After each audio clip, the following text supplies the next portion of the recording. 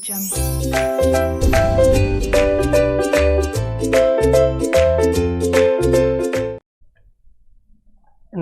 दोस्तों, राधे राधे।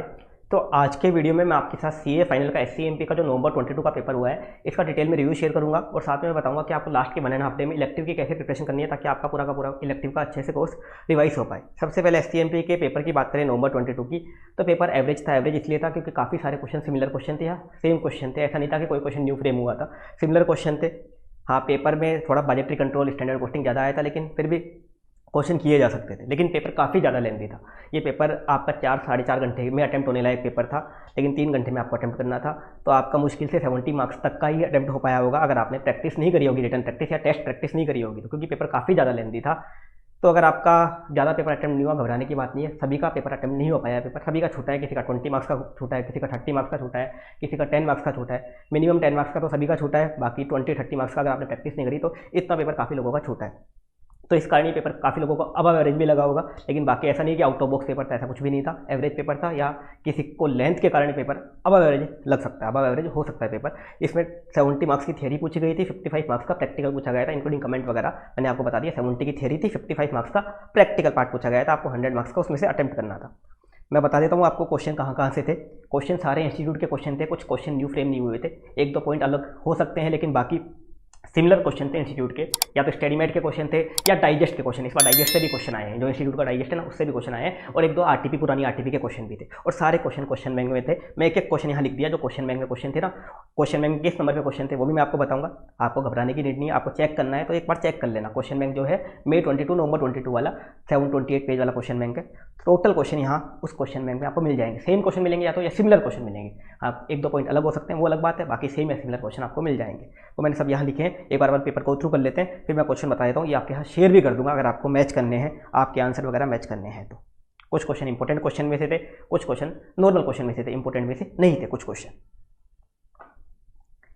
तो क्वेश्चन देख लेते हैं हम। सबसे पहले पहला क्वेश्चन था बजटरी कंट्रोल और चैप्टर 1 दोनों का मिक्स क्वेश्चन था। बजटरी कंट्रोल चैप्टर 1 आपको क्वेश्चन बैंक जो है मेरा मई 22 नवंबर 22 वाला बजटरी कंट्रोल वाले चैप्टर में क्वेश्चन नंबर 12 देखना। बजटरी कंट्रोल वाले चैप्टर में क्वेश्चन नंबर 12 सिमिलर क्वेश्चन मिलेगा। और ये क्वेश्चन तो मैंने मॉक टेस्ट में भी दिया था, मॉक टेस्ट सीरीज 2 हुई थी हमारी, तो उसमें मैंने एयर इंडिया नाम से क्वेश्चन दिया था। सिमिलर क्वेश्चन आपको मिल जाएगा। सेम जो चीज़ें पूछी गई हैं सिमिलर क्वेश्चन आपको मिल जाएगा। बस नाम वगैरह चेंज है, ऐसा मत सोचो नाम भी सेम मिलेगा आपको, नाम से सेम नहीं है, बाकी चीज़ें जो पूछी गई हैं बिल्कुल सेम है, सेम टू सेम आपको मिल जाएंगे। देख लेना उसमें आपको सेम टू सेम ये मिल जाएगा। 4 पॉइंट पूछे गए हैं, 20 मार्क्स की केस स्टडी थी, बजटरी कंट्रोल और चैप्टर 1 की मिक्स केस स्टडी थी। इसके बाद क्वेश्चन 2 का ए पार्ट मिनिमम प्राइसिंग डिसीजन। मैंने इंपॉर्टेंट भी बताया था आपको, मिनिमम प्राइसिंग डिसीजन आपको अच्छे से करना है, उसमें स्पेशल ऑर्डर आता है मिनिमम प्राइसिंग डिसीजन, उसी का क्वेश्चन था। क्वेश्चन 9 था क्वेश्चन बैंक का, क्वेश्चन 9 देखना क्वेश्चन बैंक का, उसमें आपको मिल जाएगा डिसीजन मेकिंग वाले चैप्टर में क्वेश्चन 9 क्वेश्चन बैंक का, उसमें सेम क्वेश्चन मिल जाएगा, सिमिलर क्वेश्चन मिल जाएगा, बस कंपनी वगैरह का नाम वगैरह चेंज करके सिमिलर क्वेश्चन आपको उसमें मिल जाएगा।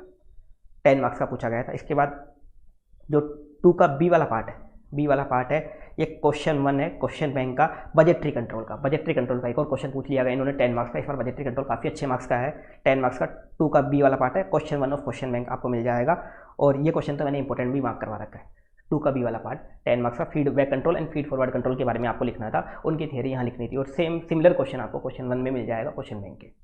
इसके बाद question number 3 just in time का क्वेश्चन आया था, just in time last attempt में भी आया था, इस बार भी आया था, और ये क्वेश्चन भी मैंने इंपॉर्टेंट मार्क करवा रखा था। क्वेश्चन बैंक का क्वेश्चन 5 देखना, चैप्टर 3 लीन सिस्टम का चैप्टर 3 का क्वेश्चन 5 देखना, उसका ही क्वेश्चन है फर्स्ट और सेकंड पार्ट। तो ये तो क्वेश्चन बैंक में मिल जाएंगे आपको फर्स्ट और सेकंड पार्ट क्वेश्चन 5 में लीन सिस्टम में। इसके अलावा सी से एफ, इसमें सी से एफ 20 मार्क्स का क्वेश्चन था। सी से एफ में इसमें थियरी पूछी है, ये थियरी आपको नोट्स में मिलेगी, कानमन की नोट्स में थियरी मिल जाएगी, मैंने नोट्स में लिखवा रखी है। दूसरा जीआईटी परचेज सिस्टम और ईओक्यू के बारे में मैंने नोट्स में लिखवा रखा है, वो आपको यहाँ लिखना था। इसके अलावा जीआईटी कैसे रिड्यूस करता है, जीआईटी परचेज कौन कौन सी एरिया में रिड्यूस करता है वो भी लिखवा रखा था, कहाँ कहाँ आपको कॉस्ट की सेविंग होती है जीआईटी में, वो आपको लिखने थे, वो भी नोट्स में लिखे हुए हैं। इसके अलावा जीआईटी परचेज सिस्टम के आपके एडवांटेज डिसएडवांटेज लिखने थे। एक तो एडवांटेज जो इंपॉर्टेंस में दे रखे ना वही आपको लिखने थे, और डिसएडवांटेज जीआईटी परचेज के कारण क्या क्या कॉस्ट आती है, एक्स्ट्रा आती है, जो भी आती है ओवर टाइम कॉस्ट वगैरह वगैरह, वो आपको बताने थे। तो ए और बी पार्ट तो आपको क्वेश्चन बैंक में मिल जाएगा। सी से एफ पार्ट पूरे के पूरे नोट्स में कवर थे, ये क्वेश्चन भी आप मैनेज कर सकते थे, कुछ टफ इसमें ऐसा था नहीं। क्वेश्चन नंबर 3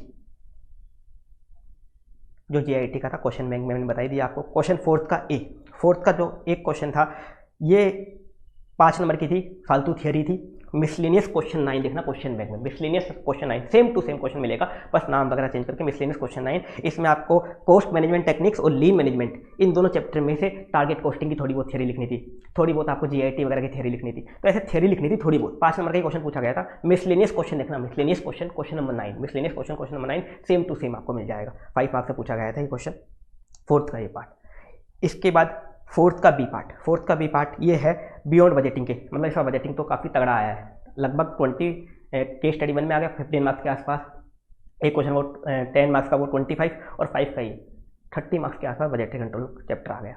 ये जरूर एक खतरनाक चीज़ हुई है, काफ़ी सारे लोग बजटरी कंट्रोल को छोड़ देते हैं, छोटा सा चैप्टर फिर भी छोड़ देते हैं। अब ये बी वाला जो क्वेश्चन था ये क्वेश्चन बैंक में क्वेश्चन नंबर 9 था, क्वेश्चन बैंक में क्वेश्चन नंबर 9 था, उसमें बियॉन्ड बजटिंग के एडवांटेज डिसएडवांटेज, एडवांटेज बेनिफिट वगैरह और सूटेबिलिटी वगैरह ये आपको बतानी थी। सेम टू सेम क्वेश्चन है क्वेश्चन बैंक का, क्वेश्चन नंबर 9 देखना आपको मिल जाएगा, ये भी मैंने इंपॉर्टेंट मार्क करवा रखा था, ये भी इंपॉर्टेंट मार्क करवा रखा था, ये 5 मार्क्स का।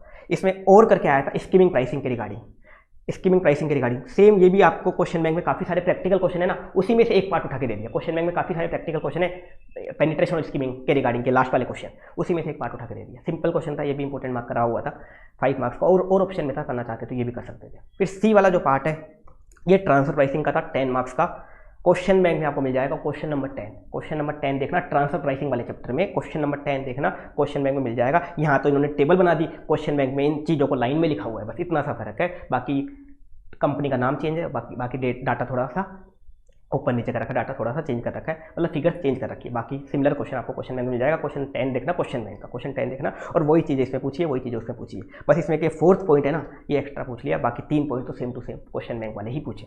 ये है आपका क्वेश्चन 10 ऑफ क्वेश्चन बैंक में मिल जाएगा आपको 4th का सी पार्ट।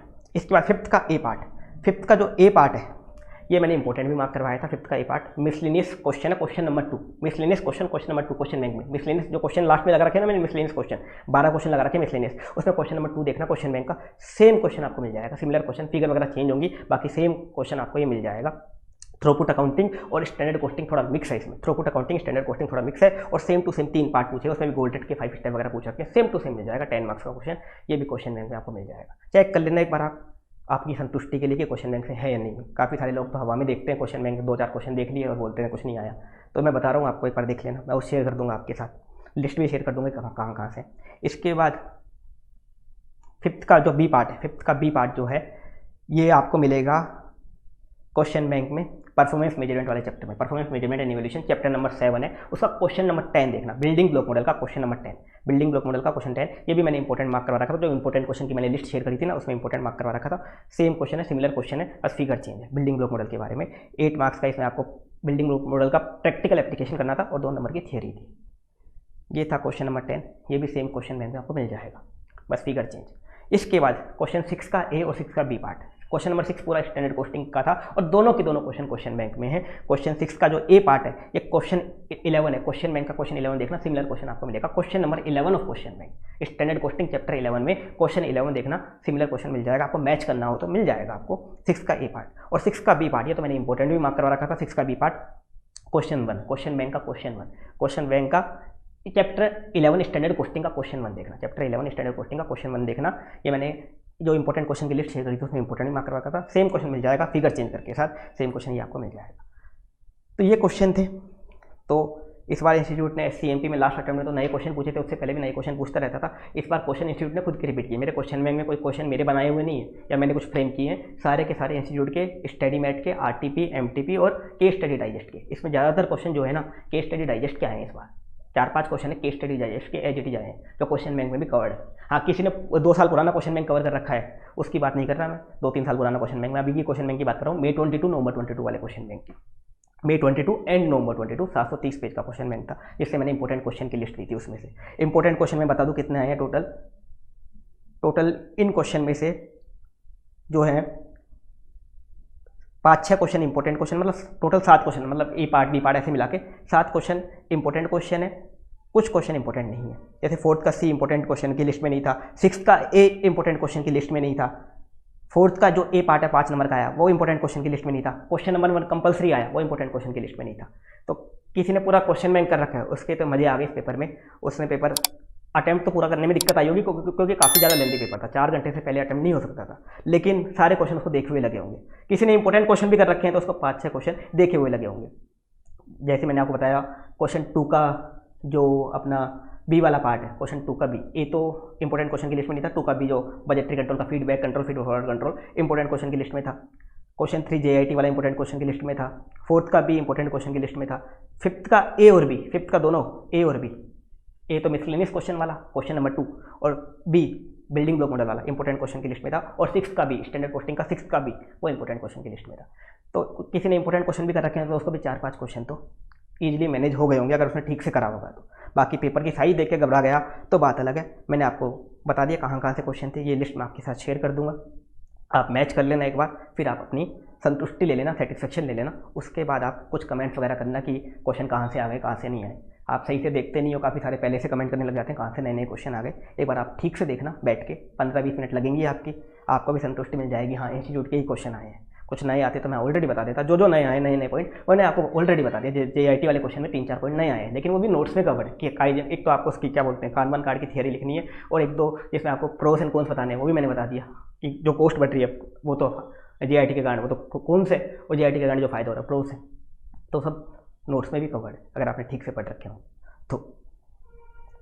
ये था SCMP का पेपर, मैंने बता दिया। इस बार बजटरी कंट्रोल में से तगड़े क्वेश्चन आ गए। बजटरी कंट्रोल काफ़ी सारे लोग छोड़ के जाते हैं, इसलिए उनको दिक्कत हो गई। एक स्टैंडर्ड पोस्टिंग लोग छोड़ के जाते हैं तो क्वेश्चन नंबर 6 तो उनको बिल्कुल नया लगा होगा, तो इसलिए दिक्कत हो गई। इसलिए उन लोगों को ये पेपर टफ लग रहा है जिन्होंने बजटरी कंट्रोल स्टैंडर्ड पोस्टिंग नहीं कर रखा, उनके लिए तो पेपर आउट ऑफ बॉक्स है ये मान लेना, क्योंकि 30-35 मार्क्स का आपका बजटरी कंट्रोल आ गया, 20-30 मार्क्स का आपका स्टैंडर्ड पोस्टिंग आ गया, बचा ही क्या पेपर में। तो जिन्होंने भी बजटरी कंट्रोल स्टैंडर्ड पोस्टिंग छोड़ रखा है उनके लिए तो पेपर आउट ऑफ बॉक्स था, बाकियों के लिए पेपर एवरेज पेपर था अगर इन्होंने चैप्टर कवर कर रखे थे तो, लेकिन बहुत ज़्यादा लेंथी था, इस कारण इसको अबव एवरेज भी बोला जा सकता है।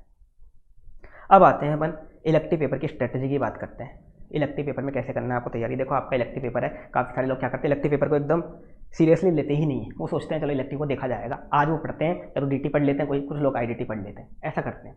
पर आपको ऐसा नहीं करना। इलेक्टिव भी आपकी कोर्स में एक सब्जेक्ट है, 100 मार्क्स का सब्जेक्ट है, प्रॉपर टाइम देना। इसका भी कोई भी पेपर टफ आ जाता है, कुछ ईजी आ जाते हैं, कुछ आउट ऑफ बॉक्स भी आ जाते हैं इसके पेपर पे, आपको भी पता है। तो देखो रिसोर्स क्या लेके जाने हैं, आपको क्या फॉलो करने हैं। तो स्टडीमेट जरूर लेके जाना इंस्टीट्यूट का जो डाइजेस्ट है वो जरूर लेके जाना, नया वाला डाइजेस्ट। नोट्स और इंडेक्स, अगर आपने कोई नोट्स फॉलो कर रखे हैं किसी भी टीचर के, अगर नोट्स लेके जाते हो तो नोट्स सफिशिएंट ऐसे नहीं होने चाहिए कि 1000 पेज के 2000 पेज के नोट्स होने चाहिए, लिमिटेड नोट्स होने चाहिए, 200 पेज के 300 पेज के, इतने नोट्स चलते हैं। नोट्स ले जाना, इंडेक्स बना रखा है आपने खुद का कुछ तो इंडेक्स ले जाना, खुद के नोट्स बना रखे हैं वो ले जाना। इसके अलावा पास्ट पेपर्स और MTP क्या होता है, इंस्टीट्यूट ने अपने डाइजेस्ट में सारे क्वेश्चन नहीं डाले, सारे केस स्टडी नहीं डाल रखी, काफ़ी सारी केस स्टडी पास्ट पेपर और MTP में है जो डाइजेस्ट में कवर ही नहीं करी इंस्टीट्यूट ने। लास्ट टाइम इकोनॉमिक लॉ में यही हुआ था, पास्ट पेपर MTP से 2-3 केस स्टडी आ गई थी जो डाइजेस्ट में नहीं थी और बच्चों को पेपर नया लगा। तो अगर पास्ट पेपर एंड MTP की अगर आपने वो केस स्टडी छाट रखी है तो खाली उनको ले जाना, नहीं छाट रखी तो फिर आपको पास्ट पेपर और MTP सारे ले जाने पड़ेंगे। ये रिसोर्स लेके जाना है। अगर कोई केस स्टडी रिपीट होगी तो इंस्टीट्यूट की रिपीट होगी, नहीं तो न्यू फ्रेम होगी, ऐसा नहीं किसी की बुक से आ जाएगी। ये आपको रिसोर्स लेके जाना है। दूसरा इंटरनेशनल टेक्स्ट में आप चाहो तो मेरे DT के नोट्स ले जाना, क्योंकि इंटरनेशनल टेक्स्ट में 8 से 10 नंबर का DT के क्वेश्चन भी पूछ लेते हैं वो, 8 से 10 नंबर के हमेशा ऐसा होता है। तो मेरे 200 पेज के DT के नोट्स हैं वो ले जाना, उतने सफिशिएंट रहेंगे। दूसरा इकोनॉमिक लॉ में एक ICAI की केस लॉ की बुक है वो भी आपको ले जानी पड़ेगी। अब प्रिपरेशन कैसे करनी है, एक तो आप अपने जो भी नोट्स आप फॉलो करते हो नोट्स को अच्छे से रिवाइज कर लेना। ऐसा नहीं कि चलो बुक रहेगी तो कॉपी पेस्ट करना, एक बार रिवाइज तो कर लेना कम से कम। आपने डाइजेस्ट में कुछ मार्किंग कर रखी होगी केस स्टडी में, या कुछ इंपॉर्टेंट केस स्टडी या टफ केस स्टडी मार्क कर रखी होगी जो आपको रिवाइज करनी है, वो केस स्टडी देख लेना एक बार, वो केस स्टडी देख लेना। कुछ केस स्टडी में कुछ MCQ आपने मार्क कर रखे हैं, MCQ मार्क कर रखे हो, MCQ मार्किंग देख लेना। स्टडी मैट में कुछ मार्किंग कर रखी है तो वो मार्किंग देख लेना। देखो छोटा मत समझना इस सब्जेक्ट को, ये सब्जेक्ट आपको पास भी करवाता है। किसी का इलेक्टिव एग्जाम है तो क्या कर सकता है वो, अगर किसी का इलेक्टिव एग्जाम है तो वो आज IDT पढ़ लेगा, आज IDT कर लेगा जितना हो सके IDT में। मान लो कस्टम वाला पार्ट कर लिया, कल से वो DT स्टार्ट कर सकता है, या कल दोपहर से DT स्टार्ट कर सकता है। सुबह भी IDT पढ़ना चाहे तो पढ़ सकता है, और कल दोपहर से फिर DT स्टार्ट कर सकता है। DT भी करेगा स्टार्ट तो सबसे पहले DT में जो बेसिक चैप्टर्स है ना, टैक्स रेट वाला, other source, PGBP, capital gain वाले जो आपके CA इंटर लेवल पे भी थे, उन चैप्टर को एक बार गो थ्रू कर लेना। डिडक्शन वाला चैप्टर, सेट ऑफ वाला चैप्टर, इनको एक बार देख लेना। बेसिक वाले चैप्टर पहले देख लेना, फिर आप ABC एनालिसिस के अकॉर्डिंग आगे तैयारी कर लेना। ABC एनालिसिस के अकॉर्डिंग आप आगे उसकी तैयारी कर लेना। इस तरह से आपको इलेक्टिव की प्रिपरेशन करनी है। ऐसा नहीं अगर आपका इलेक्टिव एग्जाम नहीं है तो आज से ही पढ़ाई कर देना इलेक्टिव की। ऐसा नहीं कि चलो आज तो DT पढ़ लेते हैं, चलो आज IDT पढ़ लेते हैं, ऐसा मत करना। इलेक्टिव आपके लिए 100 मार्क्स का पूरा एक सब्जेक्ट है, इसको कैजुअली मत ले लेना। हाँ, अगर आपका इलेक्टिव एग्जाम्प्ट है तो फिर आज आप आईडीटी पढ़ लो, कल भी हाफ डे तक आईडीटी पढ़ लो, उसके बाद आप डीटी स्टार्ट कर देना। और डीटी का एबीसी वगैरह मैंने डाल ही रखा है, ये मैंने आपको बता दिया।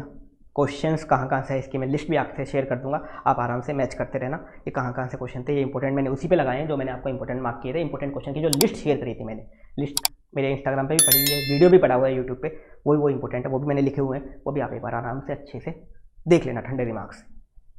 तो जिसने भी, मैं वापस बोल देता हूँ, जिसने भी स्टैंडर्ड कॉस्टिंग और बजटरी कंट्रोल छोड़ रखा था उसके लिए पेपर आउट ऑफ बॉक्स था, जिसने क्वेश्चन बैंक अच्छे से किया था उसके लिए पेपर एवरेज था। हाँ, लेकिन लेंथ इतना था कि पेपर अब एवरेज लेंथ के कारण हुआ है, बाकी क्वेश्चंस के कारण नहीं हुआ। ऐसा नहीं होता है एससीएमपी में इतने सारे क्वेश्चन आपको रिपीटेड मिल जाए। मैंने तो सारे क्वेश्चन ही बता दिए आपको, टोटल क्वेश्चन बता दिए कि सारे क्वेश्चन इंस्टीट्यूट के क्वेश्चन है, मेरे बनाए हुए कुछ क्वेश्चन नहीं है, और सारे इंस्टीट्यूट के digest, RTP, MTP, past paper, SM, इन्हीं के क्वेश्चन है, कुछ भी नया नहीं है।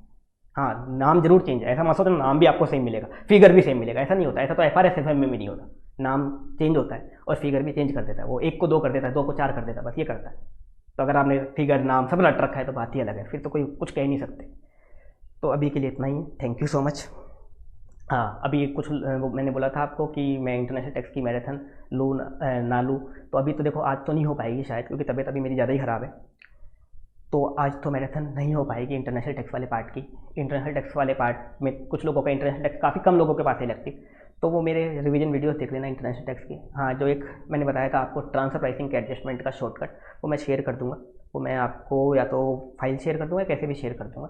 अपन कोशिश करते हैं, मैं कोशिश करता हूँ कि 1-2 दिन में ठीक हो जाऊँ, फिर अपन डीटी वाले दिन जो भी रिवीजन वगैरह करना होगा, डीटी वाले दिन मतलब इलेक्टिव वाला जो जब आप इलेक्टिव का एग्जाम देके आओगे उस दिन अपन कर लेंगे, उस दिन अपन रिवीजन कर लेंगे, मेन टॉपिक्स का, इंपॉर्टेंट टॉपिक्स का अपन रिवीजन कर लेंगे, और तभी मैं आपको इंटरनेशनल टैक्स डीटी वाले पार्ट के लिए रिवाइज करवा दूँगा। तो आज तो अपना कोई मैराथन वगैरह नहीं होगा, ये मैं आपको और बता दूँ। तो पुराने रिवीजन वीडियोस आप देख लेना, इंटरनेशनल टैक्स किसी के पास ऑप्शनल है तो ऐसे काफ़ी कम लोगों के पास है, फिर भी है तो ये सब बोलना था मेरे को आज। Thank you so much, Radhe Radhe.